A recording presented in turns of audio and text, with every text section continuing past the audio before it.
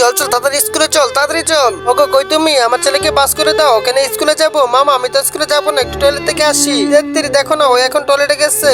আচ্ছা আচ্ছা তাড়াতাড়ি বড় আসতে। এই তো আমি এখন টয়লেটে এসে পড়েছি, এখন তো আমি বের হবো না, অনেক দেরি করে বের হবো।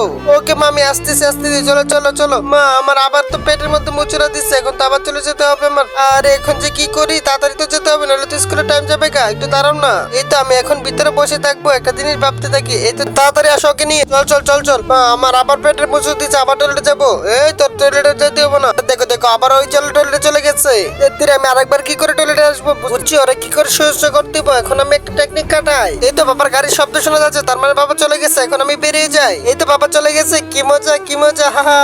এরপর কি হলো দেখার আগে বলো, তোমাকে যদি বলা হয় এক বস্তা টাকা নাকি মা, তখন তুমি কোনটা নেবে? তুমি যদি আমার মতো মাকে নাও তাহলে ভিডিওতে লাইক করে চ্যানেলটাকে সাবস্ক্রাইব করে বুঝিয়ে দাও। রে বাটপার তুই কি মনে করছিস? তোর পাটপারি আমরা বুঝতে পারবো না। চল এখন স্কুলে যা, তাড়াতাড়ি তাড়াতাড়ি আয়।